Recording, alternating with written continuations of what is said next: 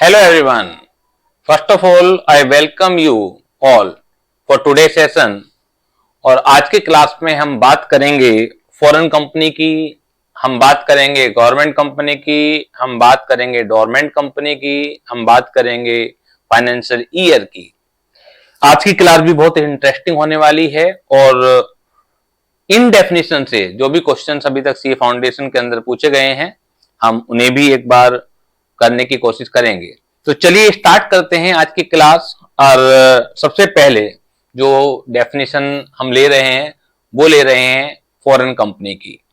तो foreign company जैसे ही ये शब्द हमारी आंखों के सामने आता है तो एक ही चीज, एक ही मतलब हमें निकल के आता है कि foreign company means a company which is incorporated outside India. तो क्योंकि जो इंडियन कंपनी है which is incorporated in India, लेकिन foreign company means a company which is incorporated outside India. तो मैं ये बात करना चाहूंगा आपसे कि हर वो company which is incorporated outside India is not a foreign company as per the legal sense. हर वो कंपनी जो कि आउटसाइड इंडिया रजिस्टर्ड है, हर कंपनी फॉरेन कंपनी नहीं है। Only those company which is registered outside India and satisfied the following condition is termed as foreign company। ये बात बेहद ही जरूरी है क्योंकि हम ये मान लेते हैं कि हमें फॉरेन कंपनी का मतलब मालूम है, आपके सामने चीज लिखी हुई है। लेकिन मैं शुरुआत से ही, स्टार्टिंग से ही आपको कह रहा हूं कि लॉ का अपना एक पढ़ने का तरीका है और लॉ में कंडीशंस का जो खेल है बहुत इंपॉर्टेंट रोल अदा करता है। और मेनी टाइम्स ऐसा होता है कि जो नॉलेज हमें है किसी भी शब्द के बारे में, और वो शब्द लॉ में कुछ अलग तरीके से ही डिफाइन होता है और हमें लॉ को पढ़ते वक्त वही मतलब लेना है जो कि लीगल सेंस में दिया गया है। तो चलिए स्टार्ट करते हैं फॉरेन कंपनी से। और स्क्रीन पर आपके फॉरेन कंपनी आ चुका है। अपने असाइनमेंट आप निकाल लीजिए, जो मैंने आपको असाइनमेंट दिया हुआ है। फॉरेन कंपनी देखिएगा, foreign company means any company और a body corporate incorporated outside India. यानी कि जो कंपनी इनकॉर्पोरेटेड आउटसाइड इंडिया है और which has a place of business in India whether by itself और थ्रू एन एजेंट फिजिकली और through an electronic mode. केवल वही कंपनी फॉरेन कंपनी का दर्जा प्राप्त करेगी as per the Indian companies act, जो कि इनकॉर्पोरेटेड आउटसाइड इंडिया है and has a place of business in India whether by itself और थ्रू एन एजेंट फिजिकली और थ्रू इलेक्ट्रॉनिक मोड। चाहे वो इलेक्ट्रॉनिक मोड में उसका प्लेस ऑफ बिजनेस इंडिया में हो, चाहे फिजिकली हो, चाहे इटसेल्फ हो, चाहे थ्रू एन एजेंट हो, and conduct any business activity in India in any other manner.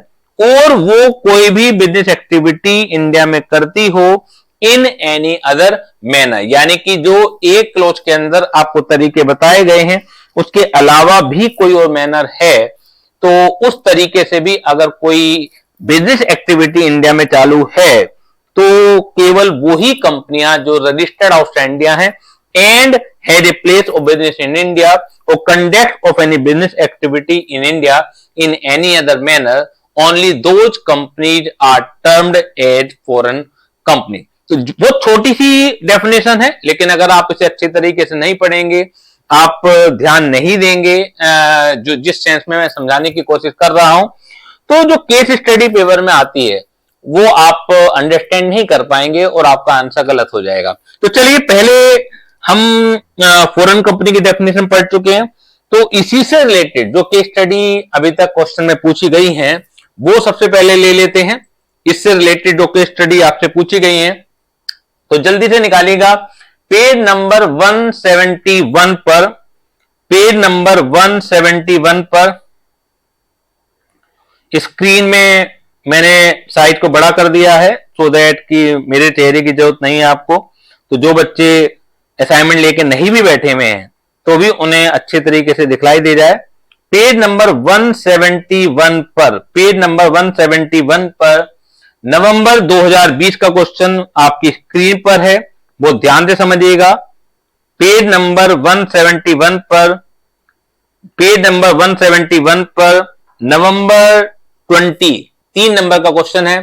Mic limited company incorporated in India, incorporated in India and having licence office at Singapore, ध्यान दीजिएगा, incorporated in India and having licence office at Singapore. Licence office का मतलब क्या है कि एक तरह से लाइक आप ज्वाइंट वेंचर समझ सकते हैं, लाइजनिंग जिसे कहते हैं कि जिसके थ्रू, एजेंट के थ्रू सिंगापुर में वो अपना कामकाज को चलाती है।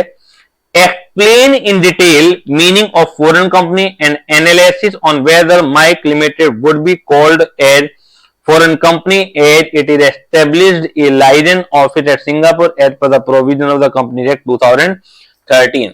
तो ये कहना चाह रहे हैं कि आप फॉरेन कंपनी का मीनिंग बताइए और आप ये भी साथ के साथ बताइए कि क्या माइक लिमिटेड कंपनी को फॉरेन कंपनी कहा जा सकता है। तो अभी आप डेफिनेशन पढ़ के आए।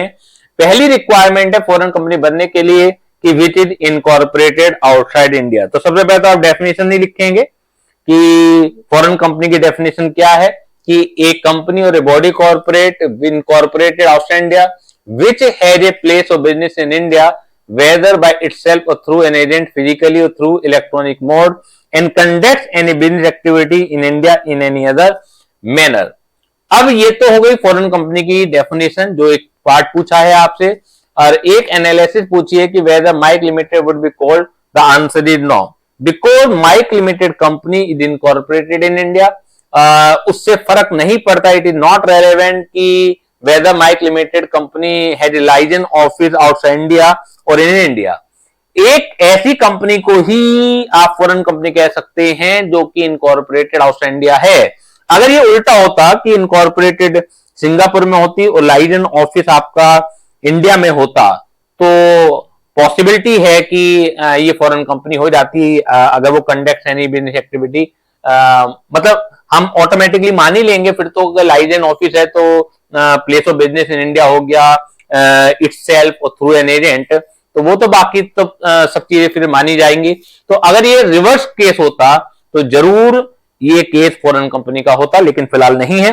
तो answer, since Mike limited is a company incorporated in India, hence it cannot be called as a foreign company even though license was officially established at Singapore, it would not be called as a foreign company as per the provision of the Companies Act। तो जल्दी से सभी बच्चे बताएंगे कि ये concept clear हुआ या नहीं हुआ।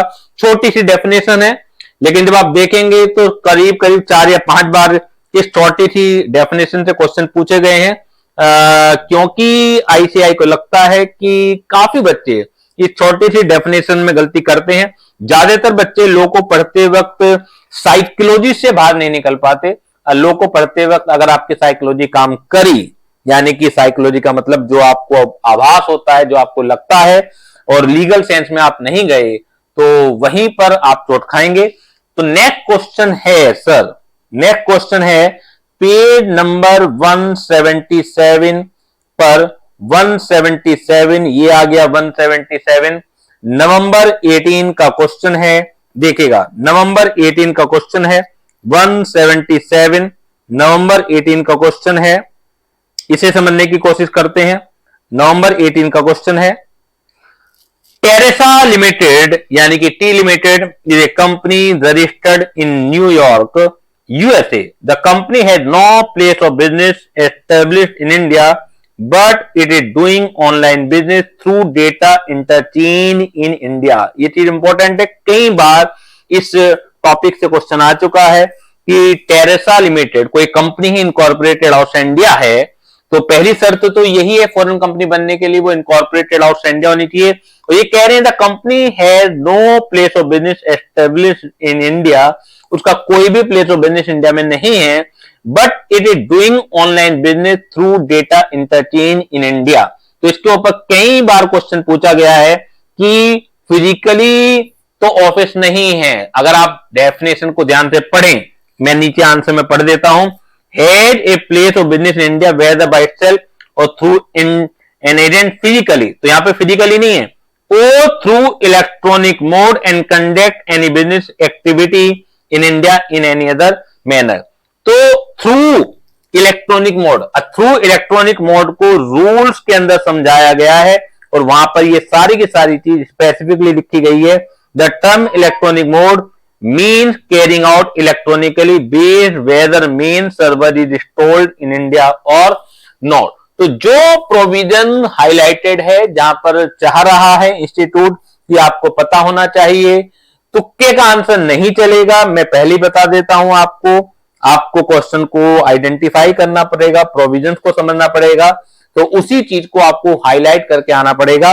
तो had a place of business in India whether by itself और थ्रू एन एजेंट फिजिकली और थ्रू इलेक्ट्रॉनिक मोड। और फिर इलेक्ट्रॉनिक मोड को आपको समझाना पड़ेगा कि electronic mode defined under rules, company rules, आपको रूल नंबर याद नहीं होना चाहिए, कोई फर्क नहीं पड़ता, कि whether main server is installed in India or not. तो यहां पर online business through data interchange in India है, तो दैट्स वाई ये कंपनी कहलाई जाएगी फॉरेन कंपनी। आंसर देखिएगा, in the given question Teresa limited will be treated as a foreign company within the meaning of section 2 clause 42, याद रखने की कोई जरूरत नहीं है, of the Companies Act, since it is doing online business through data interchange in India even though the company has no place of business established in India। Physically place of business नहीं है, फर्क नहीं पड़ता, क्योंकि एक एक word को आपको ध्यान से समझना पड़ेगा। और बच्चे गलती क्या करते हैं, जल्दीबाजी में डेफिनेशन को पढ़ते हैं, याद करते हैं कि सर ने बताया था had a place of business in India, और यहां पर तो क्वेश्चन में साफ साफ दे दिया कि Teresa limited had no place of business in India, तो that's why Teresa limited is not a foreign company. तो आपको एक एक लेटर, एक एक वर्ड लास्ट तक पढ़ना है, कुछ नहीं पता कि कहां से क्वेश्चन बन के आ जाए। तो यहां पर फिजिकली ऑफिस का होना जरूरी नहीं है। अगर इलेक्ट्रॉनिक मोड में भी आप बिजनेस को कैरी ऑन करते हैं इंडिया में, तो भी उसका प्लेस ऑफ बिजनेस इंडिया में माना जाएगा, और जो बाहर रजिस्टर्ड कंपनियां हैं वो फॉरेन कंपनी की परिभाषा के अंतर्गत आ जाएंगे। नेक्स्ट पेज पर देखिएगा 178 नवंबर 19, 178 नवंबर 19, जस्ट जैसा भी हम क्वेश्चन करके आए हैं उसी की तरीके का क्वेश्चन है नवंबर 19 का। ये देखिए आपके सामने, Harry limited is A company registered in Thailand, it had no place of business established in India, yet it is doing online business through telemarketing in India, having its main server for online business outside India। बिल्कुल same question है Teresa limited की तर्ज पर। यहां पर भी जो question है वो जो एम्फेसाइज कर रहा है वो physical place of business India में नहीं है, लेकिन इलेक्ट्रॉनिक मोड से तो आप काम कर रहे हैं, और इलेक्ट्रॉनिक मोड को समझा रखा है रूल के अंदर कि electronic mode means carrying out electronically based whether main server is installed in India or not. और आपको ये लाइन लिखनी पड़ेगी क्योंकि इंस्टीट्यूट चाहता है, इंस्टीट्यूट हाईलाइट कर रहा है इसके ऊपर कि मेन सर्वर जो है ऑनलाइन बिजनेस का आउटसाइड इंडिया है। तो वास्तव में क्या आपको डेफिनेशन पता है कि अगर आउटसाइड इंडिया मेन सर्वर है भी तो भी फर्क नहीं पड़ता, चाहे वो मेन सर्वर बाहर है चाहे इंडिया में है, लेकिन अगर आप किसी भी तरह का इलेक्ट्रॉनिक कनेक्शन है तो भी आपको फॉरेन कंपनी ही माना जाएगा। तो looking to the above description, it can be said that being involved in telemarketing in India, having its main server for online business outside India, Harry Limited will be treated as foreign company। जल्दी से बताइएगा सभी बच्चे कि ये concept आपको clear हुआ कि नहीं हुआ। जल्दी से बताइएगा सभी बच्चे कि ये कॉन्सेप्ट आपको क्लियर हुआ कि नहीं हुआ। और पेज नंबर 181 पर है, अगर कुछ बच्चों को रिपीट करना है तो वो पॉज करके क्लास को देख सकते हैं। उन्हें बार बार अगर कोई चीज समझ में नहीं आ रही है तो पॉज करके देख लीजिए, कुछ उतारना है तो पॉज करके उतार लीजिए, रिपीट कर लीजिए, ये सब रिकॉर्डेड क्लास के बेनिफिट हैं ही। नवंबर 22 ये क्वेश्चन है आपके सामने। नवंबर 22 का क्वेश्चन है आपके सामने। 3 नंबर का, mic LLC incorporated in Singapore having an office in Pune, India, analyze whether Mike LLC would be called as a foreign company as per the provision of the Companies Act 2013. Also explain the meaning of foreign company. ये तो चारों question में अभी तक जो हमने करे हैं सबसे सिंपल क्वेश्चन है, डायरेक्ट क्वेश्चन है ये तो, क्योंकि इनकॉर्पोरेटेड सिंगापुर में है और ऑफिस पुणे में, फिजिकल ऑफिस ही हो गया इसका, तो इसमें तो कुछ कहने की बात ही नहीं है। बल्कि जो पहला क्वेश्चन करा था जहां पर आपका इनकॉर्पोरेटेड इन इंडिया थी और लाइजन और फिर आपका सिंगापुर में था, तो उसी समय मैंने बता दिया था कि अगर ये रिवर्स केस होता तो ये फॉरेन कंपनी मान ली जाती। तो आई थिंक आप सभी को ये कॉन्सेप्ट फॉरेन कंपनी का क्लियर हो गया होगा और आप खुद ब खुद देख सकते हैं सॉरी, आप खुद ब खुद देख सकते हैं कि कितनी बार क्वेश्चन रिपीट हो रहे हैं और कितना इंपॉर्टेंस आईसीआई ने इस फॉरेन कंपनी की डेफिनेशन को दी है। आईसीआई की नजर में, इंस्टीट्यूट की नजर में कितनी इंपॉर्टेंट डेफिनेशन है वो इसी बात से पता लग जाता है कि एक छोटी सी परिभाषा से 4 बार क्वेश्चन आपसे पूछे गए हैं। नेक्स्ट डेफिनेशन जो है that is government company. Next definition जो है वो है गवर्नमेंट कंपनी की। यहां से भी क्वेश्चन कभी कभार पूछ लिए जाते हैं। Government company means any company in which not less than 51% of the paid up share capital is held. बड़ा ध्यान से समझिएगा, यहां पे लिखा हुआ it is in which not less than 51%। गलतियां क्या होती हैं, हम पिछली क्लास में होल्डिंग सब्सिडी की डेफिनेशन पढ़ के आए थे और वहां पे था मोर than half of the total share capital. तो मोर देन हाफ से काम नहीं चलेगा, यहां पर कम से कम 51% पेड अप शेयर कैपिटल होना जरूरी है अगर आपको गवर्नमेंट कंपनी कहलाना है। तो government company means any company in which not less than 51% of the paid up share capital. यहां पर जो वर्ड है that is the paid up share capital. आपको मालूम है ऑथराइज कैपिटल भी होती है, आपको इशूड कैपिटल भी होती है, सब्सक्राइब कैपिटल भी होती है, फिर पेड अप कैपिटल का नंबर आता है। तो in which not less than 51% of the paid up share capital is held by the central government or by any state government, और ब्रैकेट में लगा हुआ है S, यानी कि एक या एक से ज्यादा स्टेट गवर्नमेंट के पास है, या jointly by the central government and by any state government. कुछ पार्ट सेंट्रल गवर्नमेंट के पास है, कुछ पार्ट स्टेट गवर्नमेंट एक या एक से ज्यादा के पास है। तो एक ऐसी कंपनी जिसकी कम से कम 51% जो शेयर कैपिटल है गवर्नमेंट के हाथों में हो, whether central government, whether in the hands of central government, whether in the hands of state government, one और more of the state government, या partly by the central government, partly by the state government. कई सारे आपके पास उदाहरण हैं। हम देखते हैं कि हिंदुस्तान पेट्रोलियम, HPCL, आपने नाम सुना होगा, तो ये भी एक गवर्नमेंट कंपनी का बेहतरीन एग्जाम्पल है। कई बार आपने देखा होगा आज की डेट में विपक्षी पार्टियां ये आरोप लगाती हैं कि गवर्नमेंट जो है वो सरकारी एसेट्स को बेच रही है। तो सरकारी एसेट्स को बेचने का मतलब क्या है कि अगर सरकार का किसी कंपनी में पहले 51% का हिस्सा था, जिसे हम कहते हैं कि गवर्नमेंट कंपनी है, वो जो कंपनी है वो पब्लिक या प्राइवेट ही होगी, मैं समझा दूं, क्योंकि कई बार बच्चे ये गलती करते हैं कि गवर्नमेंट कंपनी कुछ अलग से दिखती है क्या। नहीं, रिलायंस कंपनी है, मुकेश अंबानी की कंपनी है, लेकिन कल को अगर सेंट्रल गवर्नमेंट उसके अंदर स्टेक 51% रख ले तो जो रिलायंस लिमिटेड है वो पब्लिक कंपनी है बाय नेचर, लेकिन ओनरशिप के आधार पर उसे गवर्नमेंट कंपनी मान लिया जाएगा। तो जो नाम होल्डिंग कंपनी है, सब्सिडियरी कंपनी है, एसोसिएट कंपनी है, गवर्नमेंट कंपनी है, ये on the basis of ownership है कि यानी कि ओनरशिप किसके हाथ में। लेकिन बाय नेचर जो कंपनियां हैं या तो पब्लिक लिमिटेड होगी या प्राइवेट लिमिटेड होगी। तो किसी भी पब्लिक कंपनी या प्राइवेट कंपनी की अगर स्टेक एटलीस्ट 51% और the paid up share capital अगर इन लोगों के पास है तो वो क्या कहलाई जाएगी, गवर्नमेंट कंपनी कहलाई जाएगी। And which is subsidiary of the government company, which is subsidiary of the government company.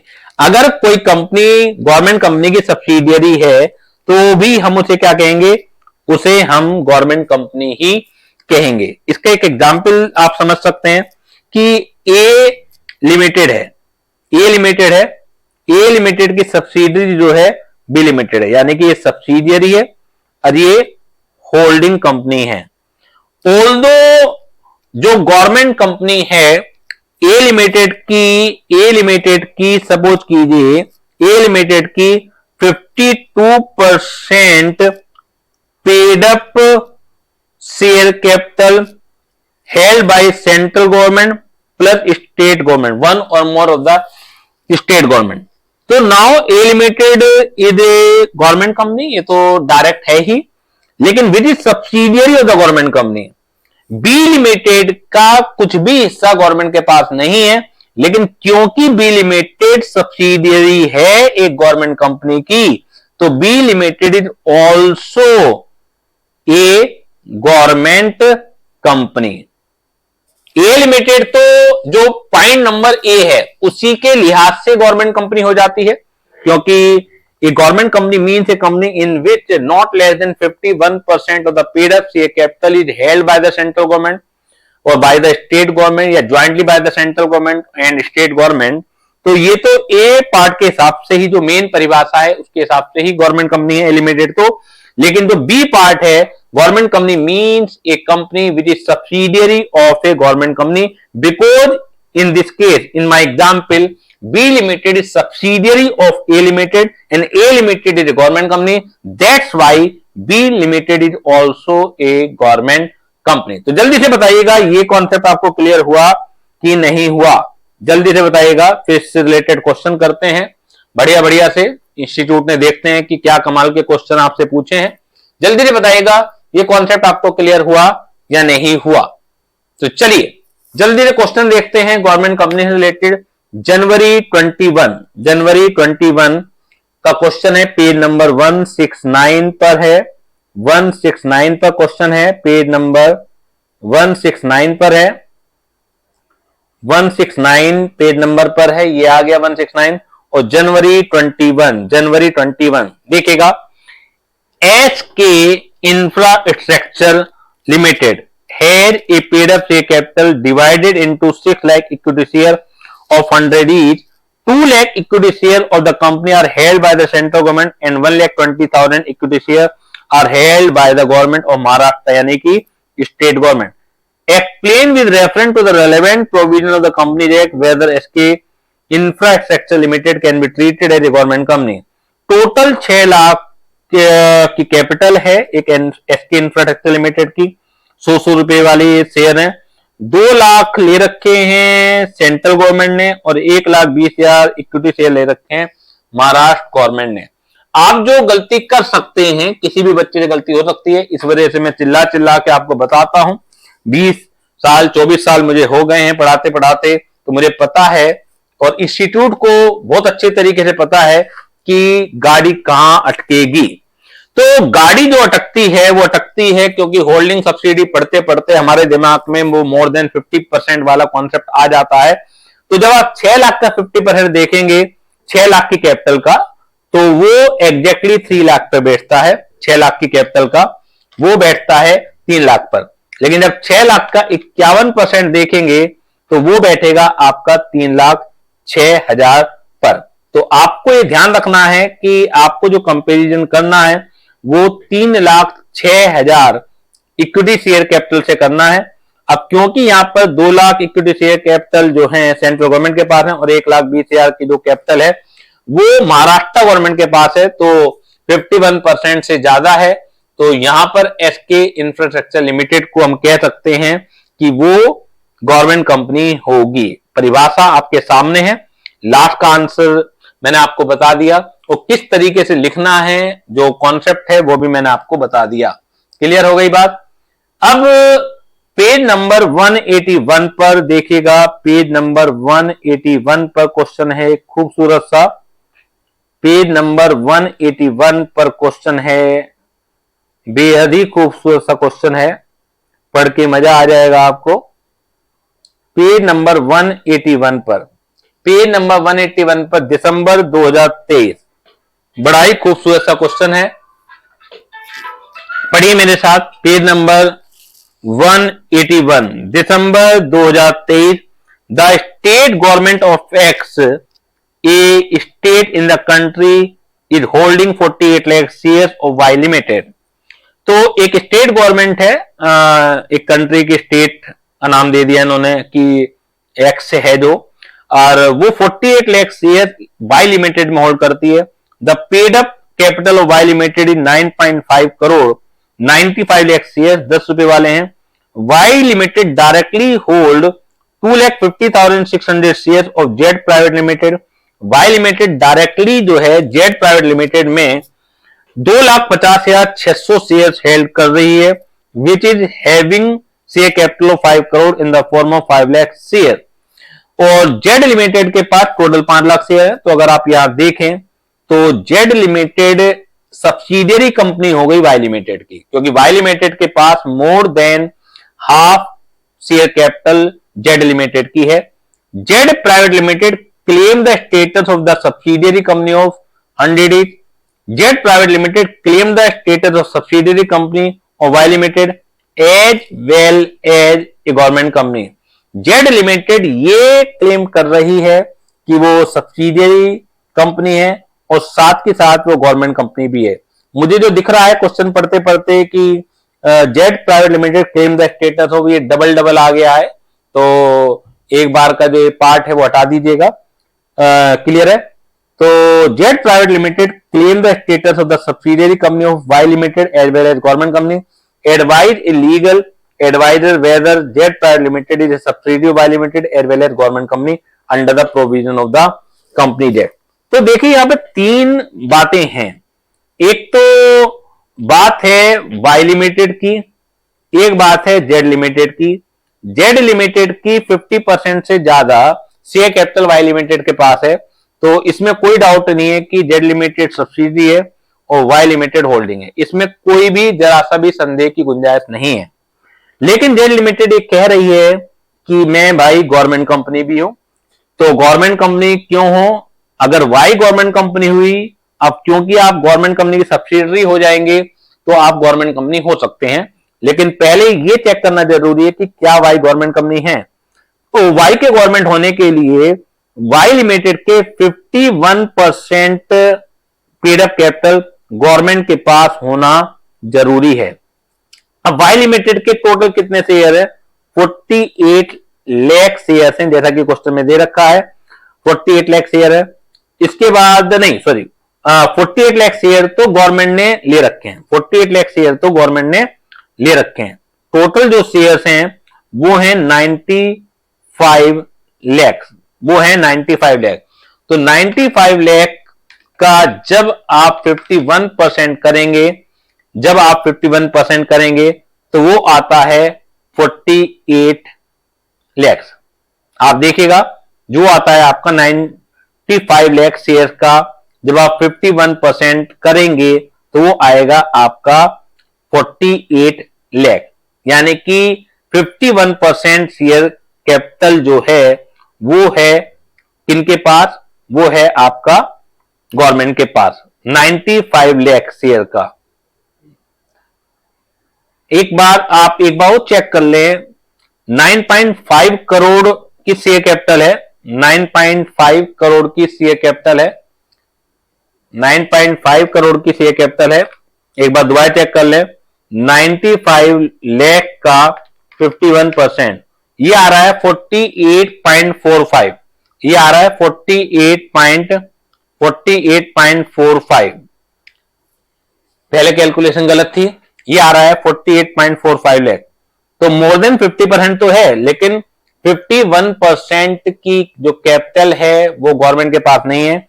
तो that's why Y limited is not a government company. अब क्योंकि वाई लिमिटेड गवर्नमेंट कंपनी नहीं है तो यही कारण है जेड लिमिटेड भी गवर्नमेंट कंपनी नहीं बन पाएगी। तो जल्दी से बताइएगा बेटा, is it clear to all of you? सभी बच्चों को कॉन्सेप्ट जो है क्लियर है या नहीं है?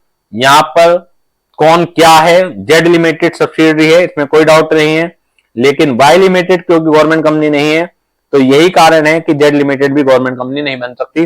वाई लिमिटेड को गवर्नमेंट बनने के लिए 51% शेयर कैपिटल जो है गवर्नमेंट के पास होनी चाहिए थी, यहाँ पर 48 लाख शेयर गवर्नमेंट के पास हैं, लेकिन जो रिक्वायर्ड है वो ज्यादा है। जब आप 95 लाख का 51% करेंगे तो वो रिक्वायरमेंट ज्यादा आएगी। तो इसी कारण से जो है वाई लिमिटेड जो है गवर्नमेंट कंपनी नहीं मानी जा सकती है। तो जल्दी से बताइएगा बेटा, is it clear to all of you? सभी बच्चों को ये कॉन्सेप्ट क्लियर है या नहीं है? आज हम ये जो चैप्टर है, सबसे इंपॉर्टेंट चैप्टर है चारों यूनिट में, अगर सीए फाउंडेशन के दृष्टि से देखा जाए तो ये आज हम फिनिश करेंगे। हर हालत में कुछ भी हो जाए, इसको इस पूरे चैप्टर को हमें खत्म करना है। अब देखिएगा लाइन बाय लाइन ही चलते हैं। चलिए, डोरमेंट कंपनी, यहां से भी एक आध बार क्वेश्चन पेपर में पूछा गया है। डोरमेंट कंपनी, आपने नाम सुना होगा डोरमेंट पार्टनर, क्योंकि मैं उसी से लिंक करके डोरमेंट कंपनी को समझाने वाला हूं आपको। आपने नाम सुना होगा डोरमेंट पार्टनर, सुना है या नहीं सुना? जल्दी से बताइएगा बेटा। डोरमेंट पार्टनर, डोरमेंट पार्टनर सुना है नहीं सुना? उसे हम स्लीपिंग पार्टनर भी कहते हैं, स्लीपिंग पार्टनर भी कहते हैं। कहते हैं या नहीं कहते? जल्दी से बताइएगा बेटा, कहते हैं या नहीं कहते? कहते हैं। स्लीपिंग पार्टनर का मतलब क्या है? जो सोया हुआ हो। ठीक है, अगर हम बिल्कुल अर्थ निकालें तो इसका मतलब ये निकल के आता है कि जो सोया हुआ हो, लेकिन यहां पर स्लीपिंग का मतलब बेसिकली जो एक्टिव ना हो, एक्टिवली पार्टिसिपेट ना करता हो। तो डोरमेंट कंपनी को in other words inactive company भी कहा जाता है, इनएक्टिव कंपनी भी कहा जाता है। यानी कि जो काम धंधा ना करती हो, जो कि ऑपरेशन में ना हो, ऐसी कंपनी डोरमेंट कंपनी कहलाई जाएगी। अब क्योंकि हम कंपनी एक्ट पढ़ रहे हैं तो हर चीज आपकी इच्छा पर नहीं छोड़ी जा सकती, डिस्क्रिएशन पर नहीं छोड़ी जा सकती कि इनएक्टिव कब हो गई कब नहीं होगी। उसकी एक फुल प्रूफ डेफिनेशन होगी, कंडीशंस होंगी कि कब कंपनी डोरमेंट कंपनी का दर्जा उसे मिलेगा, और डोरमेंट कंपनी अगर होगी तो क्या करना पड़ेगा। तो एक बार इससे भी क्वेश्चन आ चुका है, तो जल्दी से पढ़ लेते हैं। Section 455 of the company act 2013, section की जरूरत नहीं है। Where a company is formed and registered under this act for a future project or to hold an asset or intellectual property and had no significant accounting transaction, such a company or an inactive company may make an application to the registrar in such manner as may be prescribed for obtaining the status of a dormant company। यानी कि एक ऐसी company जो कि form और registered इस act के अंदर हुई है, पूरे फ्यूचर प्रोजेक्ट, लंबे प्रोजेक्ट हैं, हमने आज रजिस्ट्रेशन करा लिया, लेकिन 10 साल 20 साल लगेंगे उसे वर्क करने में। अभी तो वो क्या कर रही है, अपनी इंटेलेक्चुअल प्रॉपर्टी वगैरह को होल्ड कर रही है, काम धंधा चालू करने में बहुत लंबा समय लगेगा। And had no significant accounting transaction, जिसके पास कोई सिग्निफिकेंट अकाउंटिंग ट्रांजेक्शन नहीं है। तो इस वर्ड को बड़ा ध्यान से आपको पढ़ना है, लिखना है। And had no significant accounting transaction, क्योंकि इस चीज का भी मतलब दिया हुआ है कि सिग्निफिकेंट अकाउंटिंग ट्रांजेक्शन का मतलब क्या होता है। तो ये कह रहे हैं कि एक कंपनी जो कि फॉर्म और रजिस्टर्ड हुई है इस एक्ट के अंदर, और फॉर ए फ्यूचर प्रोडक्ट और इंटेलेक्चुअल प्रॉपर्टी एसेट को होल्ड करने के लिए, लेकिन उसके पास कोई सिग्निफिकेंट अकाउंटिंग ट्रांजैक्शन नहीं है, तो ये कंपनी इनएक्टिव कंपनी कहलाई जाती है। और ये कंपनी रजिस्ट्रार के सामने पेश होके कह सकती है कि मुझे डोरमेंट बना दीजिए, कृपया करके मुझे एक सर्टिफिकेट दे दीजिए डोरमेंट कंपनी का। उस सर्टिफिकेट का क्या फायदा होगा, क्या नुकसान होगा, वो तो अलग मुद्दा है, ठीक है। लेकिन हमें यहाँ पे जो पढ़ना है वो ये पढ़ना है कि डोरमेंट कंपनी क्या है। तो एक ऐसी कंपनी जो रजिस्टर्ड हो गई है इस एक्ट के अंदर टू होल्ड एन एसेट और इंटेलेक्चुअल प्रॉपर्टी और for a future project and had no significant accounting transaction, ऐसी कंपनी को इनएक्टिव कंपनी कहा जाता है। अब बात आती है एक्सप्लेनेशन की कि इनएक्टिव कंपनी क्या है और सिग्निफिकेंट अकाउंटिंग ट्रांजैक्शन का मतलब क्या है। तो नीचे एक्सप्लेनेशन के अंदर देखिएगा, for the purpose of this section, inactive company means a company which has not been carrying on any business or operation or has not made any significant accounting transaction during the last 2 financial years or had not filed financial statement and annual return during the last 2 financial year। तो ध्यान दीजिएगा कि एक ऐसी company inactive company कहलाई जाती है जिसकी कोई सिग्निफिकेंट अकाउंटिंग ट्रांजैक्शन पिछले 2 फाइनेंशियल ईयर में नहीं है, या तो सिग्निफिकेंट अकाउंटिंग ट्रांजैक्शन नहीं है, या और लिखा हुआ है और had not filed financial statement और एनुअल रिटर्न। यहां पर एंड है, या तो आपके पास सिग्निफिकेंट अकाउंटिंग ट्रांजैक्शन नहीं है पिछले 2 फाइनेंशियल ईयर में, या आपने फाइनेंशियल स्टेटमेंट फाइल नहीं करें and annual return. Financial statement ना फाइल करना एक अलग तरह की मिस्टेक है और एनुअल रिटर्न एक अलग तरह की मिस्टेक है। हम वो मिस्टेक का क्या होगा, क्या क्या कॉन्सिक्वेंसेस होंगे, वो सी इंटरमीडिएट में हम लोग पढ़ लेंगे। लेकिन यहां पर आप समझिए, ना तो उसने फाइनेंशियल स्टेटमेंट फाइल करे और ना ही एनुअल रिटर्न फाइल करी सर पिछले 2 फाइनेंशियल ईयर के अंदर। तो यहां पर और लगा हुआ है, यहां पर ध्यान दीजिए और लगा हुआ है, या तो ये वाली गलती अकाउंटिंग सिग्निफिकेंट अकाउंटिंग ट्रांजैक्शन है पिछले 2 सालों से, या सिग्निफिकेंट अकाउंटिंग ट्रांजैक्शन है लेकिन फाइनेंशियल स्टेटमेंट फाइल नहीं करे एंड पिछले 2 सालों से एनुअल रिटर्न फाइल नहीं करे, तो ऐसी कंपनी को इनएक्टिव कंपनी कहलाया जाएगा।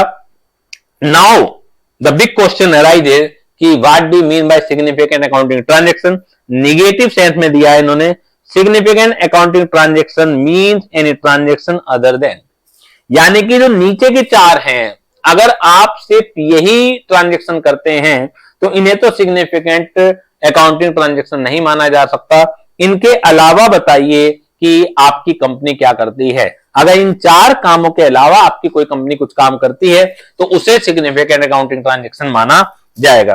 Payment of fees by a company to the registrar, जाहिर सी बात है आप जब कंपनी के रूप में रजिस्टर्ड हुए हैं तो साल में आपको रजिस्ट्रार को फीस देनी ही पड़ेगी। हाँ जी, रजिस्ट्रार को हम फीस देते हैं, अकाउंटिंग ट्रांजैक्शन है तो अकाउंटिंग ट्रांजैक्शन है तो जी हम डोरमेंट नहीं है, नहीं। इनके अलावा बताइए, ये तो आप करेंगे क्या इसके अलावा भी कुछ करते हैं? अगर इसके अलावा करते हैं तो हम उसे सिग्निफिकेंट अकाउंटिंग ट्रांजैक्शन कहेंगे। इन चारों को सिग्निफिकेंट अकाउंटिंग ट्रांजैक्शन नहीं कहा जाता। Payment made by it to fulfil the requirement of this act और any other law, allotment of share to fulfill the requirement of this act and payment for maintenance of its office and record। तो अगर ये 4 ही transaction है आपके पास तो ये significant नहीं है तो आप अपना स्टेटस रजिस्ट्रार के सामने डोरमेंट करवा सकते हैं। Subsection 2, the registrar on consideration of the application allow the status of a dormant company to applicant and issue a certificate in such form as may be prescribed to that effect। तो registrar के सामने जब application आएगी अब वो देखेगा कि ये सब कंडीशन सेटिस्फाइड है तो वो आपको एक सर्टिफिकेट इशू कर सकता है।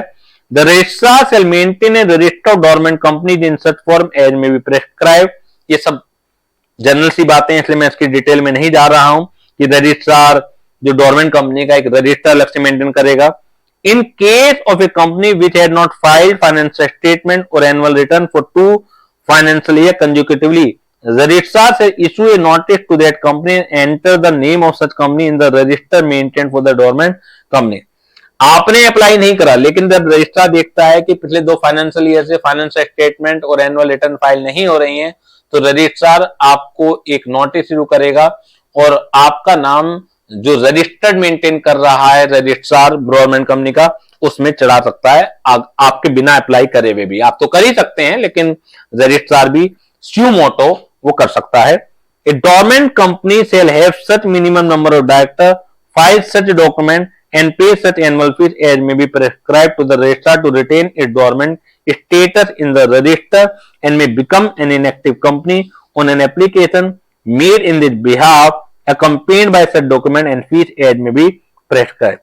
पेपर के लिए जरूरी नहीं है लेकिन मैं समझा देता हूं कि आपको पता है कि हम रजिस्टर्ड हो गए। देखिए कंपनी बनाने इतना आसान काम नहीं है, हैवी एक्सपेंडिचर आते हैं तो इसलिए सभी लोग कंपनी बना के काम नहीं करते, जबकि मालूम है कि काफी फायदा है, एक सेपरेट लीगल एंटिटी का दर्जा आपको मिल जाता है लेकिन उसके जो नुकसान है एक्सपेंसेस जो काफी ज्यादा जाते हैं, आपको लीगल फॉर्मेलिटी काफी पूरी करनी पड़ती है तो उससे बचने के लिए लोग अपने आप को कॉर्पोरेटाइजेशन नहीं करते हैं। तो एक कंपनी जो अगले 10 साल, 15 साल, 20 साल के लिए बनी है, अभी कुछ नहीं हो रहा है, तो हर साल उसे एक हैवी एक्सपेंडिचर का सामना करना पड़ेगा। तो एक प्रोविजन दिया गया है, अगर आप इस कंडीशन को सेटिस्फाइड करते हैं, सेक्शन 455 में आते हैं, तो आपको गवर्नमेंट कंपनी का स्टेटस मिल जाएगा। जैसे हम पढ़ते हैं कि पब्लिक कंपनी को कम से कम 3 डायरेक्टर रखने पड़ते हैं, उनकी सैलरी देनी पड़ेगी, प्राइवेट कंपनी को 2 डायरेक्टर रखने पड़ेंगे, तो गवर्नमेंट कंपनी के लिए रिक्वायरमेंट कुछ कम है। इसी तरीके से जो रजिस्ट्रार को फीस देनी पड़ती है, गवर्नमेंट कंपनी के लिए रिक्वायरमेंट कुछ कम है। तो ये सब चीजें पॉइंट नंबर 5 में बताई गई हैं, लेकिन जो डिटेल्स हैं वो इनके सब रूल्स के अंदर होती हैं, वो पेपर के लिए जरूरी नहीं है। और जब भी आपको गवर्नमेंट कंपनी से बाहर आना चाहें तो आप एप्लीकेशन दीजिए और एक्टिव कंपनी के रूप में आप आ सकते हैं। Registrar shall strike off the name of the dormant company from the register of dormant company which has failed to comply with the requirement of this act। और अगर आप डोरमेंट कंपनी की जो रिक्वायरमेंट है, सर्टिफिकेट देते वक्त आपका नाम डोरमेंट कंपनी में चढ़ा लिया गया था और आपको कुछ प्रिविलेज दिए गए थे, लेकिन आप उन कंडीशन को सेटिस्फाइड नहीं करते हैं जो डोरमेंट कंपनी को सेटिस्फाइड करनी चाहिए, तो आपका नाम वो काट देगा डोरमेंट कंपनी से। अब वो एक नॉर्मल प्रोविजन आपके ऊपर लगाना स्टार्ट कर देगा। तो दिस इज डोरमेंट कंपनी कि डोरमेंट कंपनी क्या होती है। अब डोरमेंट कंपनी से रिलेटेड जो क्वेश्चन है वो भी देख लेते हैं। एक ही क्वेश्चन आया हुआ है डोरमेंट कंपनी से रिलेटेड।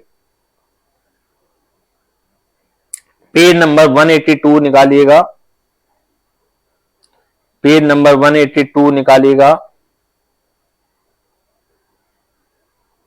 यस, दिसंबर 2023 लास्ट ईयर ही क्वेश्चन पूछा गया है। दिसंबर 2023 MTK private limited is a company registered under the Companies Act 2013 on 5th January 2021. The company had not started its business till now.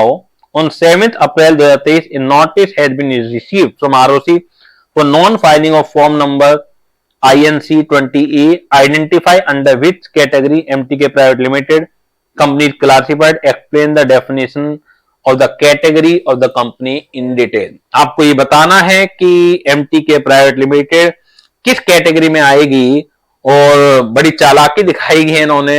Last में इन्होंने पूछा explain the definition of category of the company in detail.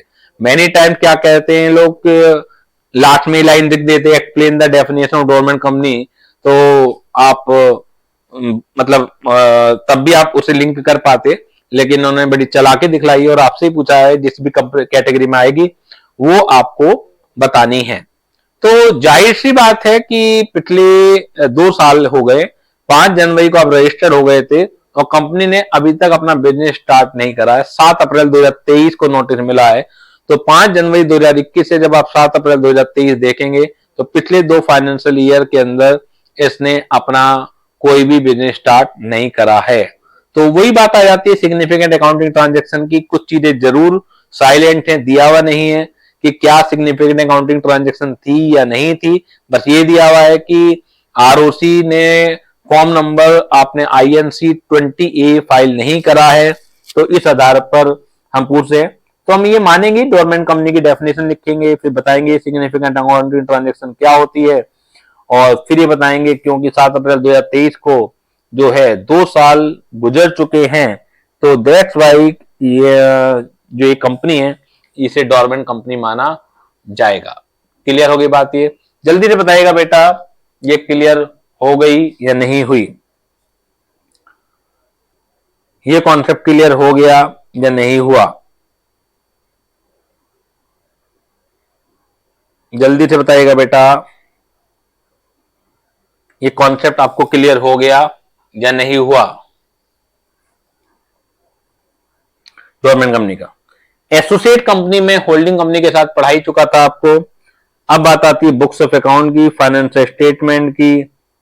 Books of account, financial statement और financial year, 3 definition रह गई हैं, बाकी तो difference हैं इस चैप्टर के अंदर। 1 पर्सन कंपनी, 1 मैन कंपनी, आराम से पढ़ लीजिएगा आप लोग। उसके बाद guarantee company, company having share capital, ये आप सेल्फ कर लीजिएगा। तो तीनों डेफिनेशन निपटाते हैं जल्दी से। बुक्स ऑफ अकाउंट, अभी तक कोई क्वेश्चन आया नहीं है, अभी आपने देखा पिछले हम सारे के सारे क्वेश्चन कर चुके हैं। बुक्स ऑफ अकाउंट से भी नहीं आया, फाइनेंस स्टेटमेंट से भी नहीं आया, फाइनेंशियल ईयर से भी नहीं आया, तो जाहिर सी बात है पूछा जा सकता है। Books of account section 2 clause 13 books of account includes record maintain in respect of all sums of money received and expended by a company and matters in relation to which the receipt and expenditure takes place।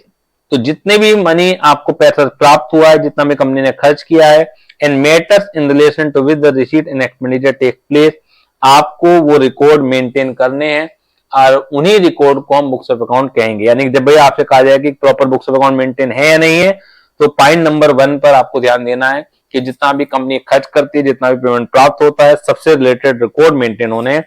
All sales and purchases of goods and service by the company, तो जो भी company की sales है, purchases है, services हैं जो देती है कंपनी, उससे रिलेटेड रिकॉर्ड मेंटेन करने हैं। In the asset and liabilities of the company, the item of cost and may be prescribed under section 148 in the case of a company which belongs to any class of company specified under this section। एक section है 148, वो generally factories के ऊपर लगता है, manufacturing संस्थाओं के ऊपर लगता है, जो लोग मैन्युफैक्चरिंग का काम करते हैं, तो उन्हें जो ऊपर पॉइंट नंबर 1, 2, 3 आपको बताया गया है, रिसीट एंड पेमेंट से रिलेटेड आपको रिकॉर्ड मेंटेन करने, सेल परचेज सर्विस से रिलेटेड करने, एसेट एंड लायबिलिटी से करने। इसके अलावा जो मैन्युफैक्चरिंग संस्थाएं, एंटिटी हैं, कंपनीज है, और वो प्रेस्क्राइब्ड है सेक्शन 148 में। 148 is not in your course, लेकिन यहां पर जिक्र है इसलिए मुझे बताना पड़ रहा है कि सेक्शन 148 के अंदर जनरली मैन्युफैक्चरिंग कंपनीज है, और हर तरह की मैन्युफैक्चरिंग कंपनी वहां नोटिफाइड नहीं है, तो मैन्युफैक्चरिंग होने चाहिए और सेक्शन 148 में नोटिफाइड होने चाहिए।